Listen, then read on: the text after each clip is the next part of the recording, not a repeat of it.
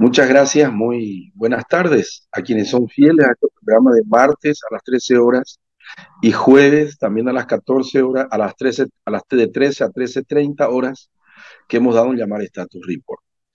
En el día de hoy quiero reflexionar sobre un documento del Banco Mundial relacionado al cierre de las brechas fiscales en toda América Latina. ¿Cómo cerrar el desequilibrio fiscal?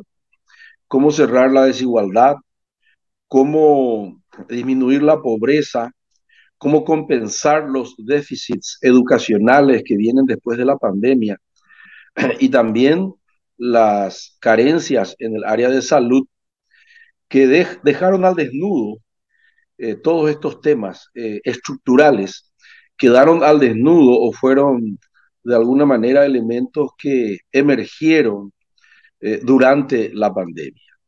Este es el primer documento que he leído del Banco Mundial que hace un análisis detallado para buscar a partir del 2024, del 2025, probablemente recuperar la, el ritmo, la marcha de la economía de América Latina y el Caribe y probablemente con una baja de las tasas referenciales de los bancos centrales, reactivar la inversión, el consumo, la contratación de, de empleados y también, por sobre todas las cosas, compensar o mitigar, disminuir el déficit infraestructural y social que existe en América Latina y el Caribe. En Paraguay he hecho un estudio, 38.000 millones de dólares. Agua y saneamiento, habitación, infraestructura vial, transmisión y distribución de energía eléctrica y salud y educación. En Paraguay, repito, 38.000 millones de dólares a una velocidad de 1.000 millones de dólares de inversión anual. Prácticamente 38 años falta y cuesta 38.000 millones de dólares, porque 38.000 millones dividido 1.000 millones, la velocidad de inversión que trae el Paraguay en los últimos años, falta mucho y cuesta bastante. Con este nivel de presión tributaria y con este nivel de gasto público, con mala calidad del gasto público y con una recaudación raquítica, 9,9% de presión tributaria en el Paraguay, es muy poca cosa. El Banco Mundial dice que el crecimiento en los próximos años, a limpiar un rato los anteojos, sería aproximadamente de 3% en este año. Es poco para lo que cayó, como Argentina, que cayó 9,9% del 2020 y así por delante. Entonces dice, 3% es mediocre y es más mediocre el crecimiento estimado para el 2023 en América Latina y el Caribe, 1,6 o 1,7%. Con eso no se recupera la pobreza que generó la pandemia, el COVID-19. Si bien la pobreza retrocedió de nuevo a sus niveles anteriores, porque había trepado en promedio al 28% en América Latina sobre la población. En Paraguay trepó del 26 al 27%, más o menos según el INE. En cuanto a proporción de la población que estaba por debajo de la línea de pobreza, o sea, estaba dentro de la frontera de la pobreza, pero muy al lado, eh, no más de pobreza extrema, y mucha gente de la clase media que ingresó al territorio del empobrecimiento. Dice también el informe que es muy probable que el COVID haya sembrado semillas de desigualdad futura, en dos términos, en términos de desigualdad, en términos de educación y en términos de salud, que vamos a desarrollar ahora. Y antes de desarrollar la pregunta que hace el documento, ¿cómo cerrar la brecha fiscal o cerrando la brecha fiscal del Banco Mundial? La pregunta existencial quizá o filosófica es cómo llevar a cabo las reformas estructurales que son necesarias son urgentes, son imprescindibles. Más aún se ha visto esto de raíz con el tema del COVID-19 en el 2020 y en el 2021 también. ¿Cómo llevar a cabo reformas estructurales para incrementar el Producto Interno Bruto, disminuir la pobreza y recuperar el equilibrio fiscal? Yo le agregaría también el monetario, estamos en inflación, y el cambiario, el dólar está por las nubes. En un nuevo escenario, dice el propio documento del banco, eh, y dicen todas las estadísticas y los indicadores que vemos de inflación, que también es consecuencia del COVID-19. Por eso es que este análisis de hoy, y en una parte también aparece dentro del mismo documento que estoy analizando, podemos titularlo como la autopsia económica del COVID-19. ¿Qué podemos encontrar en ese cuerpo inerte económico, con pocas señales de vida o casi muerto en algunos sectores, en alguna parte de la geografía planetaria y en algunos sectores de la población y empresas que han muerto y ya no se han recuperado? ¿Cuántos RUCs han perdido la vida? No dice así el informe, pero lo digo yo. La autopsia del COVID. Es una autopsia desalentadora, dice el Banco Mundial. Y ya que estamos hablando de óbitos, quiero dar una cifra. 254 muertes para cada 100.000 personas. Es el, el, el score, es el indicador más importante. Y esas 254 personas que han fallecido sobre cada 100.000 habitantes es el doble del promedio mundial de fallecimientos. Eso quiere decir que más o menos 125, 127 personas por cada 100.000 ciudadanos eh, que habita el planeta Tierra ha sido el promedio del COVID en cuanto a óbitos o decesos, mientras que en América Latina 254 muertes. Y dice el Banco Mundial, no hay que olvidar que hay subestimaciones, subregistros. En Brasil, el propio Bolsonaro había dejado de contar por día, por lo menos, los óbitos. También ya hemos hablado de la pobreza que llegó entre el 28 y el 30%.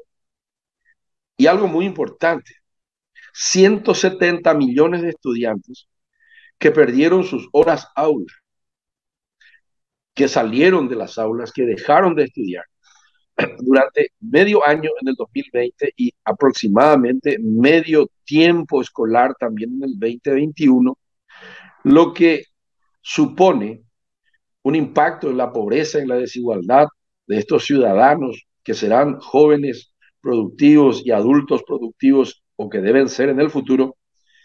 Y eso significará un descenso del 10% promedio en los ingresos, que nunca más estos 170 millones de jóvenes, niños y adolescentes que han perdido clases, ya nunca más van a poder recuperar ni las clases, ni los ingresos como consecuencia de una menor productividad que tendrán durante su vida útil.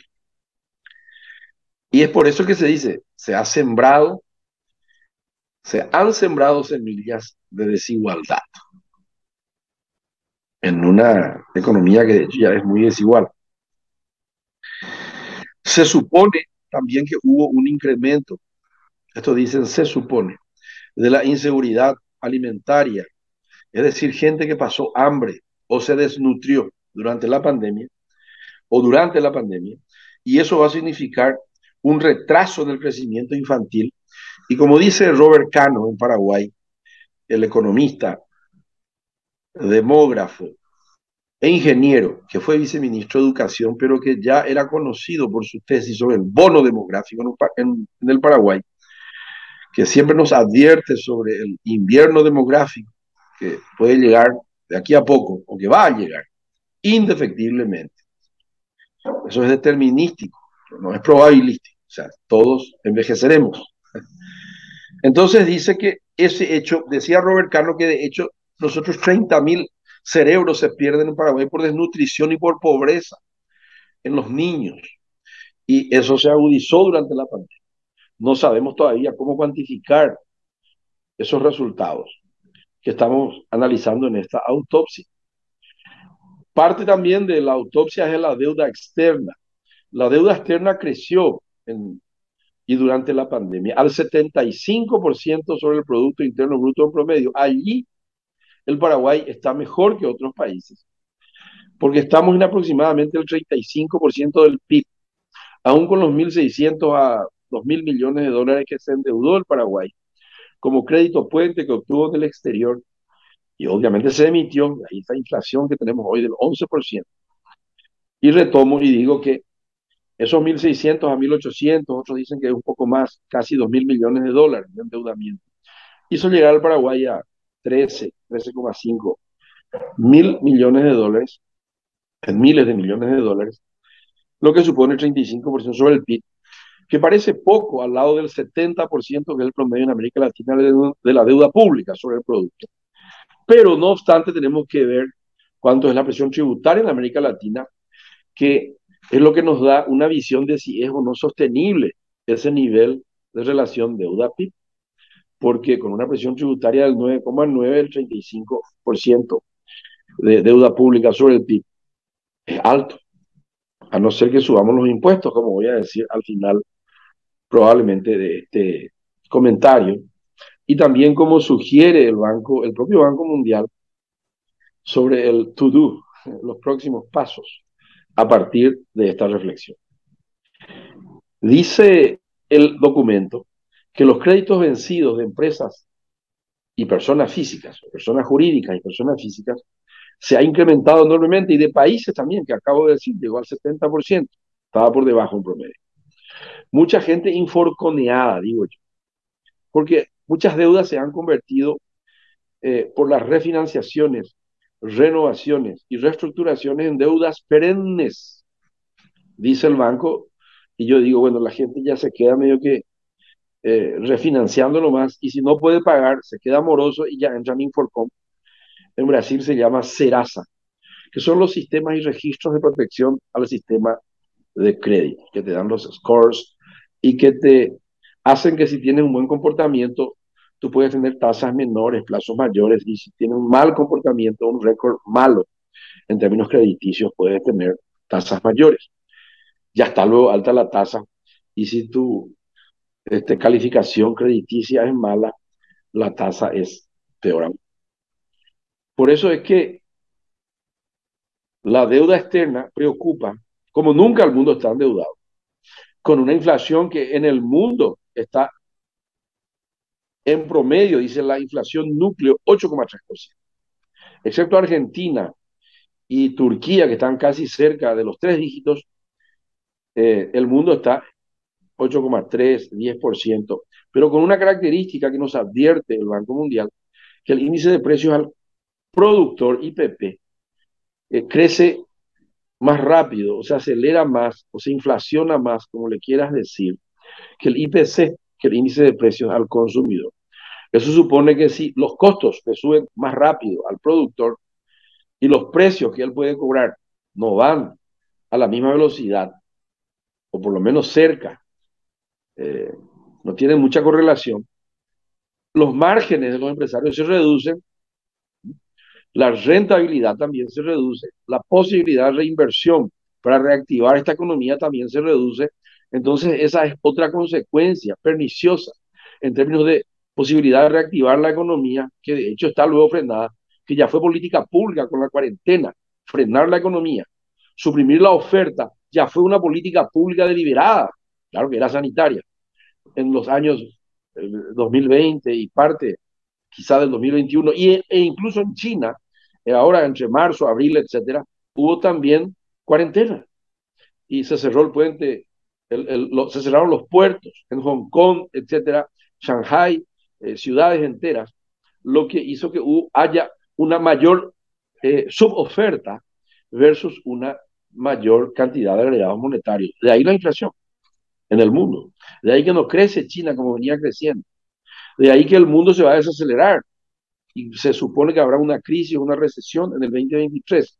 ayudada esta recesión también por la guerra proxy, que la pelean Ucrania con Rusia, pero que es una guerra que en realidad la están peleando China y Estados Unidos.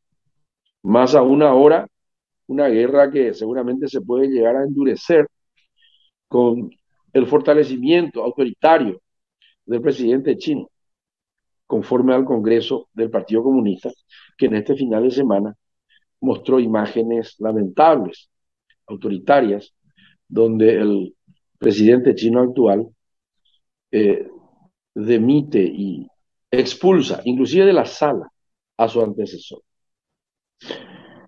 Correcto. La deuda pública, que llegó a más o menos el 70 al 75% sobre el PIB, subió en promedio 15 puntos porcentuales. En Paraguay, ya dije, estamos en el 35%, parece poco, pero es mucho con la actual presión tributaria. El empleo es otra de las características o de los hallazgos de esta autopsia económica del COVID-19, ya que podemos ver que el empleo volvió a niveles, casi a niveles prepandémicos, ahora ya en el 2022. Y en Paraguay, donde perdimos 300.000 puestos de trabajo, incluyendo a patrones, a RUCs, patrones de RUCs, de empresas pequeñas, medianas e incluso algunas grandes, que han cerrado para no abrir más. Pero he mirado unos gráficos donde la tendencia del crecimiento del empleo en Paraguay, una suavización por mínimos cuadrados, y la recuperación del empleo todavía no está alcanzando a la tendencia, quiere decir que estamos por debajo de la tendencia del crecimiento del empleo que traía el Paraguay, aún con la pequeña recesión o el pequeño freno que ya comenzó en el 2019. Bueno, todos sabemos que en el 2022 no vamos a crecer debido a la gran sequía que tuvimos a finales del 2021. Ahora en el 2022 creceremos 0,3, consecuencia del 66% de la pérdida que tuvimos en la cosecha de granos, soja, etcétera, por la sequía, que también agudizó la inflación por el lado de los costos, porque se secó también, se secaron también y bajaron los ríos, por lo tanto los containers que ya se habían duplicado o triplicado en su costo de flete desde Asia hacia las Américas, se encareció más aún para un país como el Paraguay, que es mediterráneo, porque muchas mercaderías, muchos containers tuvieron que venir desde Uruguay o Buenos Aires, Argentina, hacia el Paraguay por vía terrestre y no por vía fluvial, que es mucho más barato el flete. Al mismo tiempo, esta inflación, el remedio que le ponen, fogonea, estimula aún más la recesión, es un remedio amargo, como dijo una vez el presidente del Banco Central, José Cartero. Las tasas referenciales de la FED han subido, las tasas referenciales del Banco Central Europeo han subido, las tasas referenciales también aquí en Paraguay han subido, se encarece el consumo, se encarece la inversión, se encarece la contratación. Eh, en consecuencia, nosotros vamos a tener un crecimiento del 0,3, ya he dicho varias veces este año, y para el año que viene sí se espera 5,4. Eso sí, tenemos buena cosecha que se inicia dentro de 2 o 3 meses. Y por lo que llovió bien, esperemos que haya cantidad y abundancia de granos. ¿Y cuáles son los desafíos de inversión para mitigar el déficit estructural que se agudizó durante la pandemia? Excepto en inversión en infraestructura vialera, dice el gobierno actual y se ufana de eso, que entre 3.500 a 4.000 kilómetros, creo que de rutas adicionales pavimentadas, se hizo desde el 2018 hasta ahora. Eso tuvo como resultado que hoy tenemos un candidato a presidencia de la República que fue ex ministro de Obras Públicas, ese es su principal alegato a su favor, su principal propaganda, si se quiere decir así. Dice, yo hice más rutas que Stroessner, dice el presidente. Y el señor Vince, que llegó o que es ahora candidato a la presidencia en las internas coloradas, de capirote, de rebote, como se dice en Paraguay, porque él no quería hacer, parece. Pero por una razón significativa, que vino desde el norte, tuvo que aceptar la nominación. Entonces dice el Banco Mundial, y miro la hora para no sobrepasarme mucho en el tiempo. ¿Cómo vamos a cerrar la brecha fiscal? Volver al 1,5 de déficit máximo, legal, eh, estimado, o que debe ser así, del déficit fiscal sobre el Producto Interno Bruto en Paraguay. ¿Cómo colocar la deuda, dice, en trayectoria sostenible que podamos pagar? Y guarda que desde el 2023 tendremos que pagar ya. Hay algunas deudas donde termina el periodo de carencia o de gracia y hay que pagar ya intereses, yo no sé si también amortizaciones dentro del servicio. Y en tercer lugar, entonces, primero cerrar la brecha fiscal, cómo colocar la deuda en trayectoria sostenible y cómo generar espacio fiscal para financiar las inversiones físicas, no solamente con deudas, sino también con recaudaciones genuinas de impuestos. Menudo tema. Y bueno, me río nomás para mirar un poco las cifras. Dice, bueno, ¿cómo se recauda en América Latina? Dice, bueno, y se recauda así, por el lado de los impuestos indirectos, el IVA, más regresivos los impuestos. Dice que el 23,7% es el promedio del IVA en América Latina, 13,2% del IRE y 10,6% del IRPF, que es impuesto a las rentas de las personas físicas. Y advierte que cuanto mayor es la carga tributaria inicial, mayores son los efectos negativos sobre el incremento del PIB,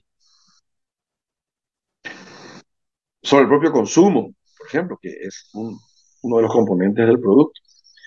Entonces, analiza varios países de América Latina, el informe del Banco Mundial le dice Bolivia, Ecuador, México y Paraguay. Repito, Paraguay, México, Ecuador y Bolivia son los países donde se puede subir el IVA, porque como no es tan alta la carga tributaria inicial, menor es el efecto negativo sobre el incremento del PIB. Repito, porque si mayor es la carga tributaria inicial, mayor será el efecto negativo sobre el incremento del PIB. Como Paraguay no tiene una carga tributaria inicial mayor, menor será el efecto negativo sobre el crecimiento del PIB de subir el IVA. Con eso ya te está diciendo todo el Banco Mundial. Por eso es que me extrañó, sin haber leído este documento hace 15 días por ahí, lo escuché a Llamosa, nuestro actual ministro, decir, te presento el presupuesto 2023, le dijo al legislativo, de parte del Ejecutivo. Pero les advierto que es muy probable que no vamos a poder financiar, es muy probable que tengamos que financiar que esta, este presupuesto y sobre todo seguir invirtiendo, a no ser que subamos el IVA. Y le escucho a uno de los asesores del Ministerio de Hacienda y creo que también del Banco Mundial, mi colega, excelente economista, Manuel, entre paréntesis, banana para los amigos, Ferreira, decir, tiene que subir, tendrán que subir los impuestos, dice Manuel. Entonces digo yo, va, va a subir el IVA. Pelle preparaque. Lo dice Llamosas, lo dijo Manuel y aparece en un documento firmado por el Banco Mundial. Y suben el IVA porque es el impuesto más fácil de subir, con resultados, con eficiencia en cuanto a resultados, en cuanto a recaudación. Recauda bien el IVA. Probablemente tiene un costo político menor, le golpea más a quienes tienen menos voz y ganan menos. Porque probar un poco subir el impuesto a la renta de las personas físicas o el IRE a las empresas, allí habrá gente que tiene dinero, poder político y voz, tiene medios. Imagínate una tapa del diario ABC o de última hora que diga, quieren subir el IRE, van a huir todos, van a huir todos del Paraguay los inversores extranjeros. Desastre y cota coape, caos, fin del mundo, guerra nuclear, todo así pues. Entonces, para no ligar esa clase de tapa, el ministro de Hacienda y el gobierno dice, o por lo menos Llamosa sugiere, saque o yupita la IVA, dice. Y bueno, así nos diría un tocayo. Repito, Bolivia, Ecuador, México y Paraguay pueden tener espacio para incrementos adicionales del IVA sin efecto negativo sobre el crecimiento del producto. Está todo dicho. El impuesto a la renta a las personas físicas es el 2,6% nomás de lo que se recauda en la América Latina. Por lo visto, bueno, por lo visto, conforme a estos datos, podemos decir que es un Robin Hood inverso. Saca a los pobres y le da a los ricos, parece. Es la estructura tributaria de América Latina, tremendamente regresiva. Lo dice el propio documento del Banco Mundial. En América Latina, el 20% de los ciudadanos nomás pagan impuestos a la renta a las personas físicas. ¿Saben cuánto en Estados Unidos? El 80% de los ciudadanos está afectado o tiene que pagar el impuesto a la renta a las personas físicas. Entonces, con esto, podemos decir que es muy poco probable, porque el primer poder es el económico, el segundo poder es el mediático y el tercer poder es el político. Es poco probable que quienes acumulan poder económico y cooptan el poder político permitan que más de ese 20% de personas que tienen su RUC paguen impuestos a la renta a las personas físicas. Es poco probable. Entonces, vamos a echar mano al IVA. Otra alternativa es el IRE. Y ahí el Banco Mundial dice, bueno, el IRE todo el mundo sabe que se evade mucho, dice. Hay una alta evasión, falta de eficiencia y falta voluntad política también. No soy el redactor del documento del Banco Mundial, pero puedo hacerle algunos agregados y decir, y bueno, falta voluntad política, porque hoy sin un solo fiscal, sin ningún solo contralor de la SED, no sé cómo se decía antes, que visite una empresa se puede controlar, eh, cruzando las bases de datos del banco, del sistema financiero, cuánto mueve cada RUC, con lo que declaran la SED que ganó, perdió, que vendió, ganó, y también con la cantidad de empleados que tiene, cuántos están registrados en IPS, etcétera. Entonces, eh, por lo que estoy viendo, el Banco Mundial dice subirá el IVA. Y por otro lado, dice el Banco Mundial, también para cerrar la brecha fiscal, también debemos no solamente subir los ingresos, sino que también debemos mejorar el gasto. Si no bajarlo, o si se pudiera bajarlo, pero por lo menos mejorar la calidad. Y también bajarlo, dice. ¿Cómo mejorar el gasto?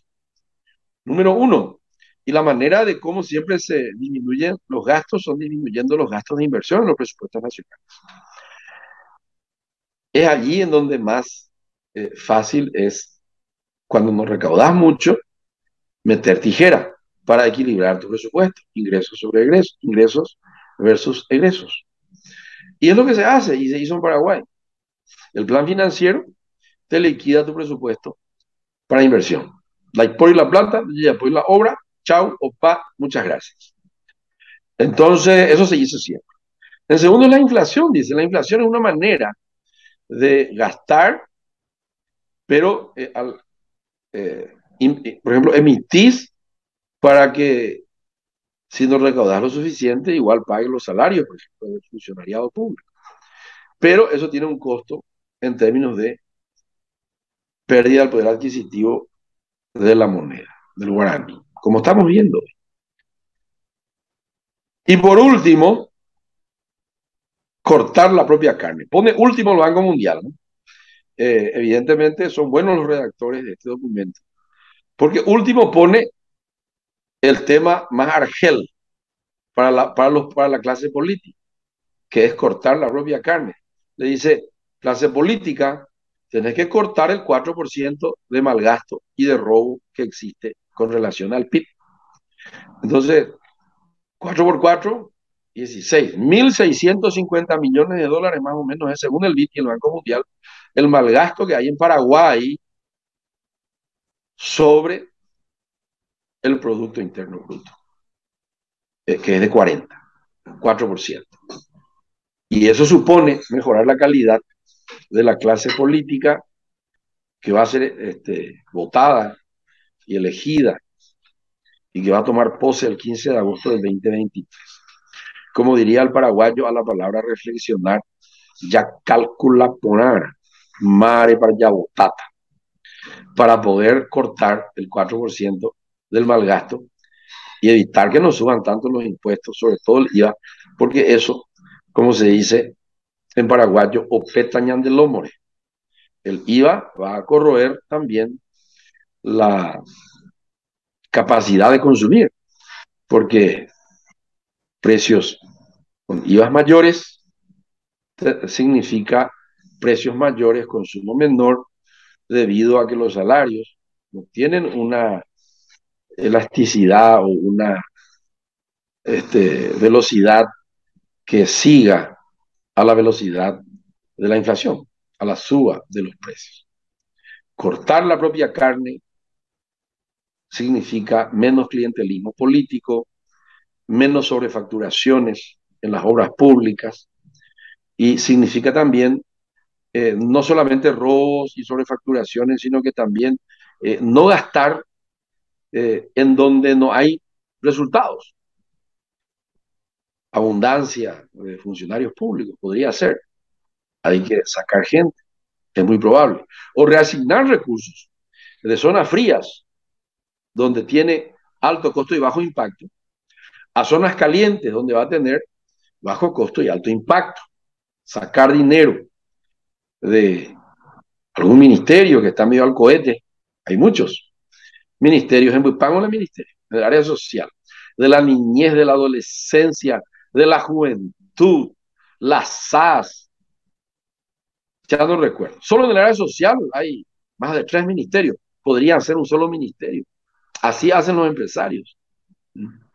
Juntan actividades en un solo departamento o una persona es polivalente, hace más de una tarea. Es así como vamos a tener que pasar. Hemos pasado la pandemia en el sector privado y es así también como en el sector público debería ser. Nos reunimos todos en el Banco Central, nos llamó el señor vicepresidente, nos fuimos todos los economistas, sector público y sector privado, sendos discursos. Me acuerdo bien que Enriquito Riera era uno de los discursadores, el propio señor vicepresidente, y terminó en lo que en Brasil se dice viró pizza, es decir, en un gran oparei.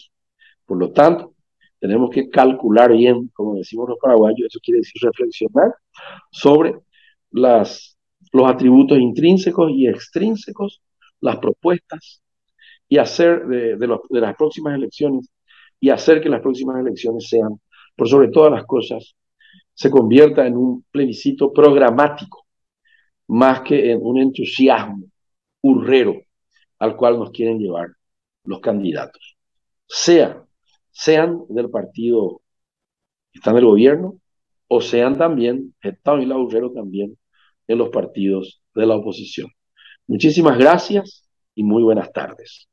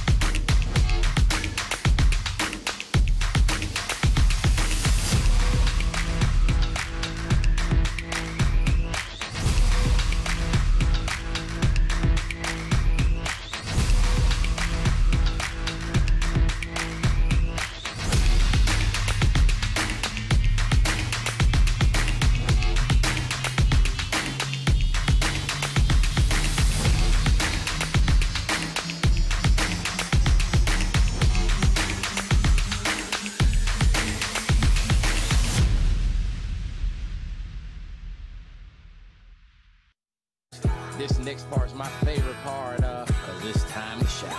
Gonna do the two-step and cowboy boogie. Grab a sweetheart. En este lugar conectamos, respaldamos y protegemos los recursos que hacen crecer a muchas empresas. Como a la cafetería de Emilia, a quien le brindamos conectividad para que siempre esté cerca de sus clientes. O la importadora de Martín, que puede trabajar desde donde quiere y tiene respaldada y accesible toda su base de datos. Y también a la empresa internacional que dirige Diego, que tiene la seguridad de contar con protección ante ciberataques y así resguardar a la empresa, sus clientes y colaboradores. Porque sin importar si son pequeñas, medianas o grandes, ya son más de 50.000 las empresas que nos eligen para impulsar su crecimiento.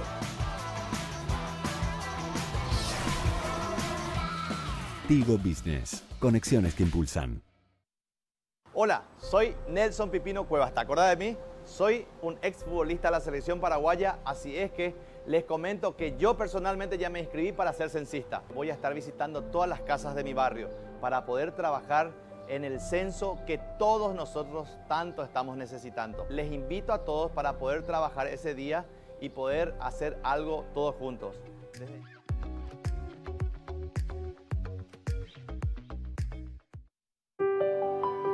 Hasta ayer lo seguimos desde las tribunas en los estadios y en las calles.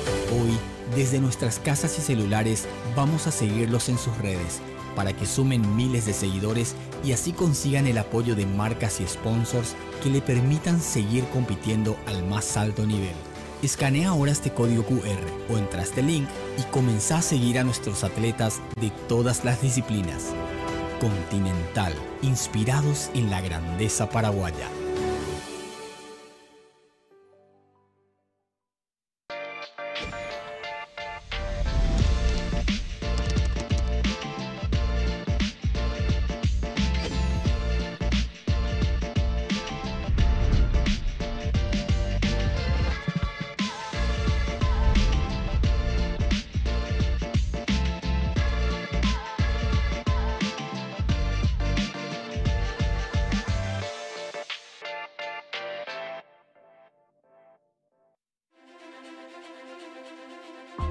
Seamos protagonistas de un acontecimiento histórico en Paraguay, el Censo Nacional de Población y Viviendas 2022. Inscribite y forma parte del gran operativo como supervisor o censista. Llena tus datos en esta plataforma, censo2022.gov.py/inscripción y decí ¡Aimé Paraguay!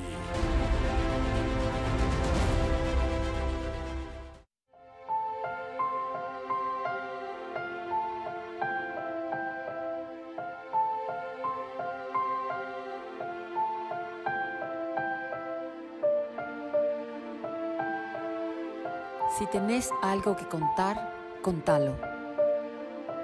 Hablar es la mejor manera de resolver, acompañar, proteger, crecer. Hablemos.